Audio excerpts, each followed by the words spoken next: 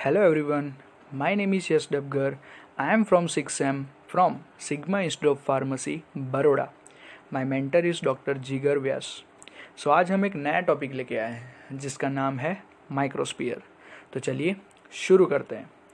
तो आज हम इस वीडियो में क्या देखने वाले हैं, तो माइक्रोस्फीयर के बारे में history, introduction, advantages, disadvantages, ideal characteristics, type of microsphere, material use, preparation method, drug release kinetics, evaluation of microsphere, application of microsphere, conclusion और reference. तो पहले हम देखते हैं कि हिस्ट्री यानी कि माइक्रोस्फीयर किसने फाइंड आउट किया था. तो इन 1930 में बंजनबर्ग जोंग नाम के साइंटिस्ट ने माइक्रोस्फीयर को फाइंड आउट किया था और इसके साथ बहुत सारे कोवर्कर्स का भी इनमें योगदान रहा है. उसके बाद हम देखते हैं कि इसका इंट्रोडक्शन यानी कि माइक्रोस्फीयर क्या होता है. तो माइक्रो यानी छोटे और स्फीयर यानी गोल, यानी कि छोटे गोल पार्टिकल्स होते हैं जिसकी रेंज 1 से 1000 माइक्रोमीटर तक की होती है. जो माइक्रोस्फीयर होते हैं वो बेसिकली फ्री फ्लोइंग होते हैं और जो कंसिस्ट करते हैं प्रोटीन और सिंथेटिक पॉलीमर्स, और वो नेचर में बायोडिग्रेडेबल होते हैं. माइक्रोस्फीयर दो टाइप के होते हैं, एक माइक्रो कैप्सूल और एक माइक्रो मैट्रिक्स. आगे हम देखते हैं कि उसके एडवांटेजेस. तो माइक्रोस्फीयर के एडवांटेजेस क्या क्या होते हैं. तो माइक्रोस्फीयर छोटे पार्टिकल होते हैं तो उसकी वजह से जो पुअरली सॉल्युबल ड्रग होती है उसकी सॉल्युबिलिटी बढ़ जाती है. कांस्टेंट और प्रोलोंगिंग यानी कि लंबे समय तक थेरापिटिकल इफेक्ट के लिए हम उसको यूज़ करते हैं. ब्लड में उसका कॉन्सेंट्रेशन बहुत ही कांस्टेंट रहता है, इसकी वजह से पेशेंट कंप्लायंसेस भी बढ़ जाती है. अगर हम माइक्रोस्फीयर यूज़ करते हैं तो उसके डोज वो कम हो जाता है, इसकी वजह से उसकी टॉक्सिसिटी भी कम हो जाती है. बहुत सारी ड्रग हम देखते हैं कि उसका एंजाइमेटिक और प्रोटोलाइटिक क्लीवेज होता है, तो माइक्रोस्फीयर उससे भी प्रोटेक्ट करता है और उसकी वजह से हमको बेस ड्रग डिलीवरी सिस्टम मिल सकता है. डोजिंग फ्रीक्वेंसी भी कम होने के कारण उसका पेशेंट कंप्लायंसेस भी बढ़ जाता है. अगर हम माइक्रोस्फीयर का अच्छी तरह से यूज़ करते हैं तो उसकी बायोएबिलिटी भी इम्प्रूव होती है और उसकी वजह से जो एडवर्स इफेक्ट होने के चांसेस है वो भी कम हो जाते हैं. बहुत सारी ड्रग हम देखते हैं कि उसके जीआई ट्रैक्ट में इरिटेंट पैदा होता है, तो उसकी वजह से भी हमारा जो माइक्रोस्फीयर है उससे हमको प्रोटेक्ट करेगा. बायोडिग्रेडेबल माइक्रोस्फीयर का बहुत बड़ा एडवांटेज ये है कि उसको रिमूव करने के लिए बहुत बड़े सर्जिकल प्रोसीजर की ज़रूरत होती नहीं है. आगे देखते हैं उसके डिसएडवांटेजेस. तो जो मटेरियल होता है और उसके कंट्रोल रिलीज प्रिपरेशन का जो कॉस्ट होता है वो सब्सिक्वेंटली हायर होता है as compare to standard formulation. Microsphere बनाने के लिए हम पॉलीमर यूज़ करते हैं जिसकी वजह से एनवायरनमेंट पे भी थोड़ा इफ़ेक्ट होता है. पॉलीमर्स को ऐड करने के साथ साथ उसके अंदर प्लास्टिसाइज़र, स्टेबिलाइज़र, एंटीऑक्सीडेंट्स और फिलर का भी यूज़ होता है.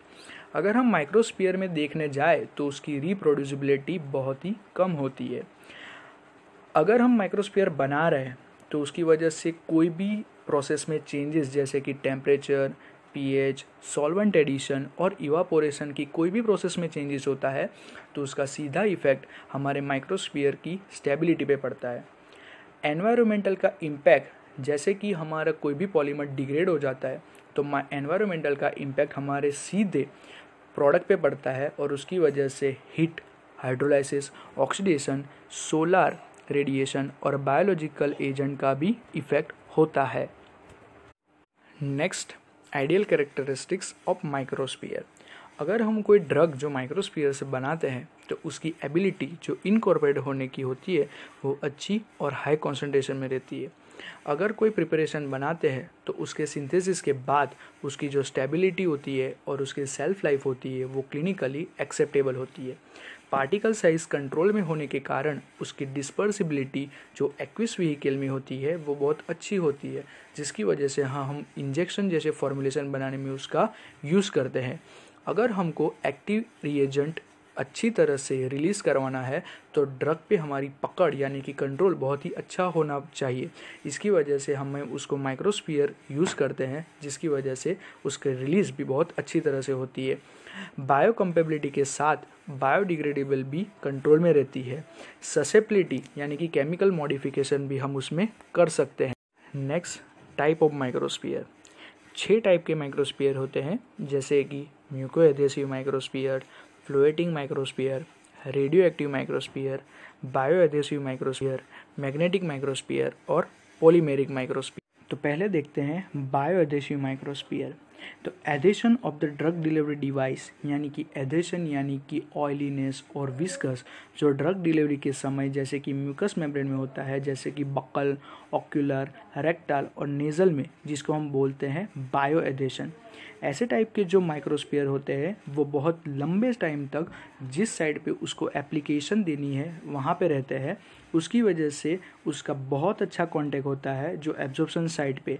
इसकी वजह से बहुत ही अच्छा थेराप्यूटिकल एक्शन देखने को मिलता है। सेकंड है मैग्नेटिक माइक्रोस्फीयर। ये जो डिलीवरी सिस्टम होती है वो बहुत ही इम्पोर्टेंट होती है, जो लोकलाइज होती है डिजीज साइड पे। इसमें क्या होता है कि जो लार्ज अमाउंट में जो फ्रीली सॉल्युबल ड्रग होती है उसको हम रिप्लेस कर देते हैं smaller amount of the magnetically target drug, यानी कि हायर डोज से सीधा lower dose. Magnetic carrier receive करता है मैग्नेटिक रिस्पॉन्स को मैग्नेटिक फील्ड के थ्रू, जिसको यूज़ करते हैं हम मटेरियल के अंदर। This is useful for the magnetic microsphere, जैसे कि एग्जाम्पल लाइक चिटोजान और डेक्सट्रान। 2 टाइप के मैग्नेटिक माइक्रोस्फीयर होते हैं, जैसे कि थेराप्यूटिक मैग्नेटिक माइक्रोस्फीयर और diagnostic microsphere. Therapeutic magnetic microsphere यानी कि जो कीमोथेरापी में यूज़ होने वाले, यानी कि किसी को लीवर ट्यूमर हो उसमें यूज़ होता है, और ड्रग लाइक की प्रोटीन और पेप्टाइड उसको टारगेट करने के लिए भी ये यूज़ होता है। डायग्नोस्टिक माइक्रोस्फीयर यानी कि जो इमेजिन करने के लिए, यानी कि लीवर में मेटास्टेसिस है कि नहीं उसको इमेजिन करने के लिए और सेपरेशन करने के लिए बोवल लूप्स को जो एब्डोमिनल स्ट्रक्चर में होता है उसमें से, जैसे कि उसमें नैनो साइज पार्टिकल को फॉर्म कर देते हैं by the help of the Sukra magnetic iron oxide. Third है फ्लोएटिंग माइक्रोस्फीयर। तो फ्लोएटिंग टाइप के जो माइक्रोस्फीयर होते हैं उसकी ब्लड डेंसिटी कम होती है as compare to gastric fluid.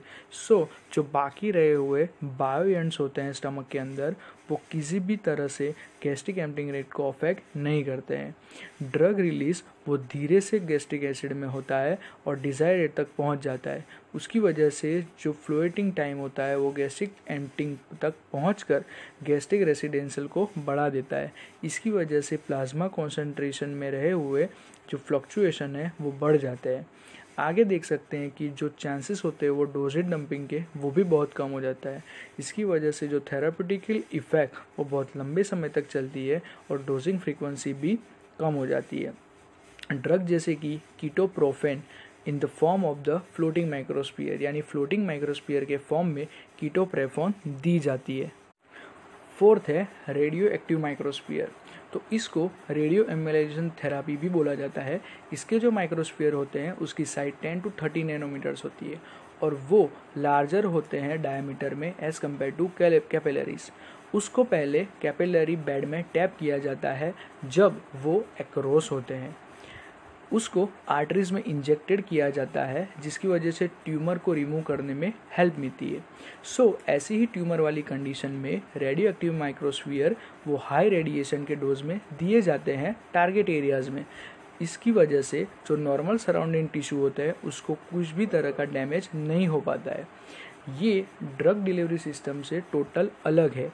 जो रेडियो एक्टिविटी होती है वो माइक्रोस्फीयर से डिलीवर नहीं होती है, लेकिन एक स्पेसिफिक डिस्टेंस से रेडियो आइसोटोप्स डिलीवर किए जाते हैं। बहुत डिफरेंट तरीके के रेडियो आइसोटोप्स मिलते हैं, जैसे कि माइक्रोस्फीयर के अल्फा एमिटर्स, बीटा एमिटर्स और गेमा एमिटर्स। फिफ्थ है पॉलीमेरिक माइक्रोस्फीयर। तो बहुत तरीके के पॉलीमर्स यूज़ होते हैं पॉलीमेरिक माइक्रोस्फीयर बनाने के लिए, जैसे कि albumin microsphere, gelatin microsphere, starch microsphere, dextran microsphere, carrageenan microsphere, alginate microsphere और पॉली माइक्रोस्फीयर। अब देखते हैं कि मटेरियल कौन कौन से यूज़ होते हैं।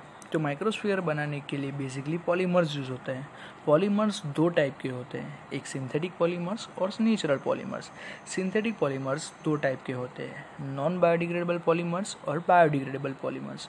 नॉन बायोडिग्रेडेबल पॉलीमर्स जैसे कि पॉलीमिथाइल मीथाक्राइलेट, एक्रोलीन, ग्लिसराइल मीथाक्राइलेट और एपॉक्सी पॉलीमर्स।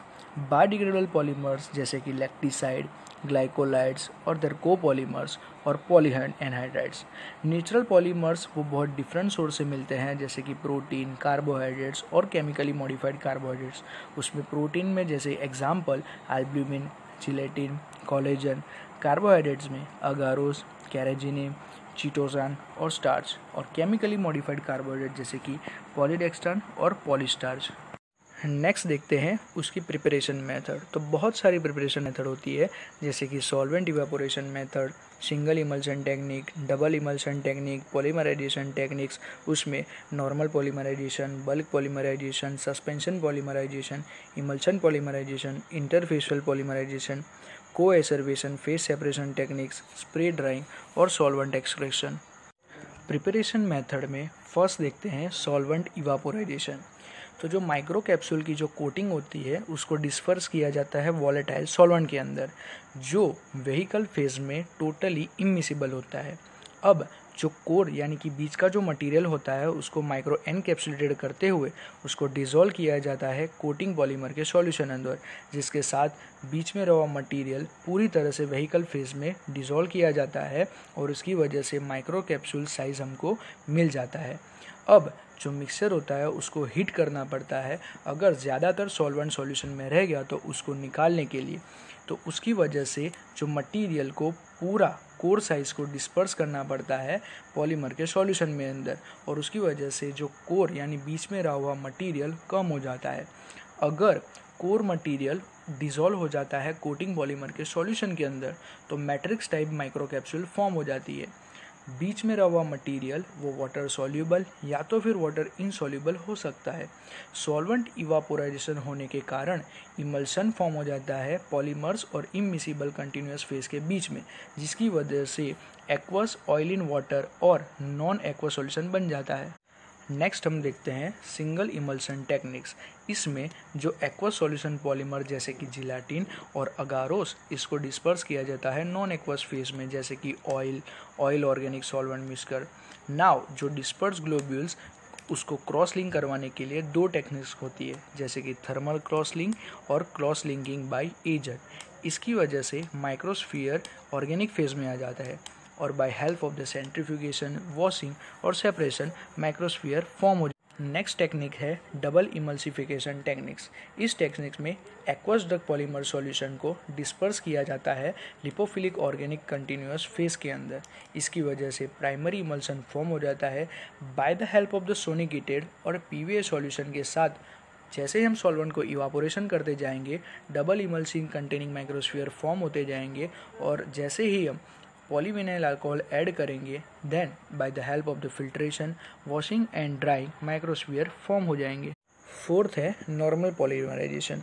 उसमें देखते हैं कि बल्क पॉलीमराइजेशन, उसकी प्रोसेस बहुत ही सिंपल है, जैसे कि मोनोमर और कॉम्बिनेशन मोनोमर्स को कैटालिस्ट के प्रेजेंट में हीट करते हैं और उससे पॉलीमर्स बनता है और उसको मोल्ड करते हुए माइक्रोस्फीयर बन जाता है। सेकेंड है सस्पेंशन पॉलीमराइजेशन। सस्पेंशन पॉलीमराइजेशन को बियर्ड और पियरल पॉलीमराइजेशन भी कहते हैं। उसको बनाने के लिए मोनोमर और कंपोजिशन मोनोमर्स के ड्रॉपलेट्स को हीटिंग किया जाता है और उसके बाद उसको डिस्पर्स किया जाता है कंटिन्यूअस एक्वस फेज के अंदर। मोनोमर्स के ड्रॉपलेट ऑल्सो कंटेनिंग करते हैं initiator and other additives. Emulsion polymerization की प्रोसेस में मोनोमर्स और बायोएक्टिव मटेरियल के साथ एक्वस सॉल्यूशन जैसे कि NaOH, initiator, surfactant about the CMS stabilizer, इसके साथ मिसेलर सॉल्यूशन ऑफ पॉलीमर्स बनाया जाता है इन एक्वस मीडियम के अंदर। Bye the help of the separation, washing and drying microsphere बनाए। फोर्थ है इंटरफेशियल पॉलीमराइजेशन। इंटरफेशियल पॉलीमराइजेशन में एक रिएक्शन फॉर्म होती है, जैसे कि टू इमिसिबल लिक्विड फेज के बीच में एक इंटरफेज होता है, उसमें रहा हुआ मोनोमर एक फिल्म ऑफ पॉलीमर फॉर्म करता है, जो बहुत ही ज़रूरी होता है एनवेलोप के डिसरफेस के लिए। नाउ जो इंटरफेस में रहा हुआ मोनोमर इधर रैपिडली डिफ्यूज हो जाता है या तो फिर रैपिडली पॉलीमराइजेशन होता है। मोनोमर के ड्रॉपलेट वो कैरियर फॉर्म करते हैं, जैसे कि कैप्सुलर टाइप। फिफ्थ है फेज सेपरेशन टेक्निक्स। अगर हम ड्रग को ऑर्गेनिक पॉलीमर में डिस्पर्स करते हैं तो ड्रग पॉलीमर्स के सॉल्यूशन में डिसॉल्व हो जाती है। By the help of the phase separation polymers globule से बहुत रिच होते हैं। By the hardening the microsphere वो ऑर्गेनिक फेज में चले जाते हैं। Then the separation and drying की हेल्प से माइक्रोस्फीयर्स फॉर्म हो जाते हैं। सिक्स्थ है स्प्रे ड्राइंग। पॉलीमर को फर्स्टली डिसॉल्व किया जाता है सुटेबल वॉलेटाइल ऑर्गेनिक के सॉल्वेंट के अंदर। देन जो ड्रग होती है सॉलिड फॉर्म में होती है, उसको डिस्पर्स किया जाता है पॉलीमर के सॉल्यूशन के अंदर बाय द हाई स्पीड जो स्प्रे ड्रायर की होती है। और जैसे ही हॉट एयर स्प्रे ड्रायर के मशीन में स्प्रेड होना स्टार्ट होती है, माइक्रोस्फीयर फॉर्म होने लगते हैं। नेक्स्ट है solvent extraction. Solvent extraction method use होती है माइक्रो पार्टिकल्स बनाने के लिए। इसके अंदर ऑर्गेनिक फेस को रिमूव किया जाता है by the help of the extraction of non aqueous solvent. इस मेथड में वाटर मिसिबल ऑर्गेनिक सॉल्वेंट को यूज़ किया जाता है, जैसे कि आइसोप्रोपेनॉल। ऑर्गेनिक फेस को रिमूव करने के लिए एक्सट्रैक्शन प्रोसेस यूज़ होती है with the help of the water. इस प्रोसेस के अंदर माइक्रोस्फीयर को हार्ड करने में जो टाइम लगता है वो बहुत ही कम हो जाता है। इस प्रोसेस से डायरेक्ट इनकॉर्पोरेशन हो जाता है ड्रग और प्रोटीन के ऑर्गेनिक सॉल्यूशन के अंदर। जो एक्सट्रैक्शन मेथड में जो सॉल्वेंट रिमूवल का रेट होता है वो डिपेंड करता है टेम्परेचर ऑफ वाटर पे, इमल्शन वॉल्यूम के रेशियो पे और सॉल्युबिलिटी प्रोफाइल ऑफ पॉलीमर्स पे। नेक्स्ट है ड्रग रिलीज काइनेटिक्स। दो टाइप के ड्रग रिलीज काइनेटिक्स होती है, एक है रिजर्वायर टाइप सिस्टम और दूसरा है matrix type system. Reservoir type system में फर्स्ट जो रिलीज होती है ड्रग, उसको एक्सप्लेन करने के लिए Fick's first law of diffusion को स्टडी किया जाता है, जैसे कि J = -d dc/dt। इसमें J stands for flux per unit area, D stands for diffusion coefficient और dc/dt = कॉन्सेंट्रेशन ग्रेडियंट। डिफ्यूज़न जो मेम्ब्रेन के अक्रॉस होता है उसको डिटरमाइन करने के लिए effectiveness of the carrier system जानना ज़रूरी होता है। ड्रग रिलीज कितने अमाउंट में हुई है उसको दर्शाने के लिए यूनिट एरिया और टाइम t के हिसाब से एक इक्वेशन है, जैसे कि Q = CSK dmdt divided by kdm plus ddid। CS stands for saturation solubility of the drug in dispersion media, dm stands for diffusion coefficient of the drug into the membrane thickness, and dd stands for diffusion coefficient of the drug in the static diffusion, K stands for partition coefficient of the drug between the membrane and reservoir component। Second है matrix type system. अगर drug जो dissolve हो जाती है polymer matrix के अंदर, अगर 60% drug release होती है तो उसके लिए dm/dt = 2mx d/πi² t1/2। अगर remaining amount of the drug वो भी रिलीज हो जाती है तो उसके लिए dm/dt = 8dm/i²। इसमें I stands for thickness of polymer slab, D stands for diffusion coefficient, mx stands for total amount of the drug presence in the matrix, and mt stands for total amount of the drug released at time। अगर drug disperse हो जाती है through out the polymer matrix तो उसको हम Higuchi equation से denote करेंगे। Equation है dm/dt = a/2 2d CsC0 1/2/t। A stands for area of matrix, Cs stands for solubility of the drug in matrix और CO stands for total concentration in matrix। Next है evaluation of microsphere. तो evaluation of microsphere इसके बहुत सारे parameter है। इसमें first है particle size and shape. Particle size और शेप को विजुलाइज करने के लिए लाइट माइक्रोस्कोपी और स्कैनिंग इलेक्ट्रॉन माइक्रोस्कोपी यूज़ की जाती है। सेकेंड है electron spectroscopy for chemical analysis, यानी कि माइक्रोस्फीयर की सरफेस को एनालिसिस करने के लिए electron spectroscopy for chemical analysis की जाती है। थर्ड है डेंसिटी डिटर्मिनेशन, यानी कि माइक्रोस्कोपी की डेंसिटी को मेज़र करने के लिए मल्टी वॉल्यूम साइनोमीटर यूज़ की जाती है। आइसोइलेक्ट्रिक पॉइंट, माइक्रो इलेक्ट्रोस्फीयर से हम इलेक्ट्रोफोरेसिक मोबिलिटी फाइंड आउट कर सकते हैं और उसकी वजह से आइसोइलेक्ट्रिक पॉइंट डिटरमाइन कर सकते हैं। Fifth is angle of contact, यानी कि एंगल ऑफ कॉन्टैक्ट मेज़र करने के लिए हमको माइक्रो पार्टिकुलेट कैरियर्स की वेटिंग प्रॉपर्टी को डिटरमाइन करना पड़ता है, उसकी वजह से हमको एंगल ऑफ कॉन्टैक्ट मिल जाता है। Sixth is in vitro method, यानी कि बॉडी के बाहर डिसोल्यूशन रेट कितना है वो जानने के लिए डिफरेंट माइक्रोस्फीयर को डिफरेंट डिसोल्यूशन मीडियम में डाला जाता है। Mostly rotating paddle operators use किया जाता है। Seventh is drug entrapment efficacy, drug entrapment की एफिकेसी को डिटरमाइन करने के लिए एक इक्वेशन है percentage entrapment is equal to actual content divided by therapeutical content into 100। 8 is swelling index, swelling index को भी डिटरमाइन कर लिए इक्वेशन आता है, जैसे कि swelling index is equal to mass of swollen microsphere minus mass of dry microsphere divided by mass of dry microsphere into 100। Next is application of microsphere, यानी pharmaceutical industry में माइक्रोस्फीयर क्या role play करता है। बहुत सारी application है, जैसे कि ऑप्थेल्मिक ड्रग डिलीवरी, यानी आंखों की प्रिपरेशन बनाने के लिए, ओरल ड्रग डिलीवरी यानी कि टैबलेट और कैप्सूल में, वैसे ही gene delivery, nasal drug delivery, intradermal and local drug delivery, buccal drug delivery, gastrointestinal drug delivery, यानी कि कोई स्टमक में इन्फेक्शन है उसके लिए transdermal drug delivery, colonic drug delivery यानी कोई इंटेस्टाइन में प्रॉब्लम है उसकी वजह से वजाइनल ड्रग डिलीवरी और बहुत। सो कंक्लूजन इज़ माइक्रोस्फीयर बहुत यूज़फुल है in the drug delivery system में, जैसे कि टारगेटेड ड्रग डिलीवरी सिस्टम, यानी कि स्पेसिफिक टारगेट सेल पे जाके ही वो अपनी इफेक्ट दिखाता है। Control and sustain drug delivery, यानी कि बहुत अच्छी तरह से और जितने अमाउंट में चाहिए उतने अमाउंट में ही ड्रग को रिलीज़ करवाता है। बहुत सारी स्ट्रेटेजीज को कंबाइन करते हुए नोवेल ड्रग डिलीवरी, जैसे कि सेल सॉर्टिंग, डायग्नोसिस और जेनेटिक इंजीनियरिंग में माइक्रोस्फीयर को यूज़ किया जाता है।